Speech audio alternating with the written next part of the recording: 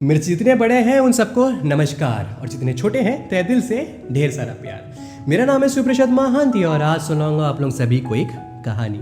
छोटी सी प्यारी सी कहानी है, अगर पसंद आ जाए तो सूचित जरूर करें। कान में बजती साइकिल की घंटी और मैं पापा पापा चिल्लाते हुए एक चेयर पकड़े भागते हुए जाता दरवाज़ा खोलने। चेयर पे खड़ा होकर दरवाज़ा खोलने की कोशिश करता, फिर माँ आती, मुझे गोद में लिए दरवाज़ा खोल के गेट की ओर चलती। साइकिल घर के अंदर घुसे उससे पहले पापा मुझे उसके बेबी सीट पे बैठा के एक चक्कर घुमा के लाते। साइकिल के हैंडल पे लगा रहता एक बैग और बैग के अंदर रहता नाश्ता, कभी इडली कभी समोसा। तब ना हम सब मिल के नाश्ता करते थे। मैं जल्दी जल्दी खा देता और पापा धीरे धीरे। मेरा नाश्ता जल्दी खत्म हो जाता और पापा उनके बचे हुए जो आखिरी समोसा उसको 2 टुकड़ा करते, एक टुकड़ा मुझे देते और दूसरा खुद खाते। Do you know what? सब कुछ बदलता है, हम सब बदलते हैं, हम सब आगे बढ़ते हैं और बढ़ती है हमारी उम्र। और इस बढ़ती उम्र के साथ बढ़ती है हमारी ख्वाहिशें। साइकिल से स्कूटी तक और खिलौनों से वीडियो गेम तक, इन सारी ख्वाहिशों को पूरा करने का ठेका पापा के कंधों पे। खैर, बढ़ती उम्र के साथ मैं ना समझदार हो रहा था, मैं स्मार्ट हो रहा था। कहते हैं anything excess is bad. Smartness ठीक, पर ओवर स्मार्टनेस गलत। बड़ा होना ठीक, पर खुद को बड़ा समझना गलत। और इस बड़ा समझने के चक्कर में मैं कुछ भूल रहा था, तमीज। और घर में हर एक बात पर मैं चिढ़ रहा था। पापा के द्वारा पूछे गए कुछ भी सवाल हो या उनके द्वारा दिए गए कुछ भी काम हो, मैं जवाब चिढ़ के ही देता। अरे जरा मेरा बैंक पासबुक अपडेट करा के आना तो। अरे क्या जरूरत है अपडेट कराने का, आपको तो बस बैंक बैलेंस चेक करना है ना, एटीएम जाके चेक कर लो। अरे मेरा गाड़ी थोड़ा सर्विसिंग करा लेना तो। अरे हाँ ले आऊंगा ना, जब फ्री होऊंगा तो ले आऊंगा। देख तो मेरा फ़ोन क्यों नहीं चल रहा है। अरे इतने सारे ऐप्स, इतने सारे फॉरवर्डेड मैसेजेस रखोगे तो होगा क्या, फ़ोन तो हैंग होगा ही ना। कितनी बार समझाया पर आप तो समझते ही नहीं। इस चिड़चिड़ापन की वजह से ना वो हर्ट हो रहे थे। This behaviour was hurting him.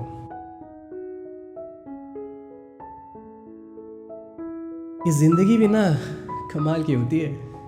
इस कमाल की जिंदगी में ना हम सब स्टूडेंट्स हैं और वक्त हमारा टीचर। खुद ही समझ लो तो अच्छी बात, लेकिन अगर वक्त समझाने पे आ जाए। खैर, कुछ काम से मैं बाहर गया था, पापा घर पे अकेले थे। मैं घर लौटा, स्कूटी पार्क किया, आके दरवाज़ा नॉक किया। पापा दरवाज़ा नहीं खोले। मैंने दोबारा नॉक किया, पापा दरवाज़ा नहीं खोले। घर के अंदर से टीवी चलने की आवाज़ आ रही थी। फिर मैंने फ़ोन किया, फ़ोन बजने की आवाज़ भी घर ही के अंदर से आ रही थी। अब मेरे दिल की धड़कनें तेज़ होने लगी और उसी तेज़ी के साथ मैं वापस नॉक किया। मैंने कॉलिंग बेल बजाया, मैंने फ़ोन किया, पर अगेन नो रेस्पॉन्स।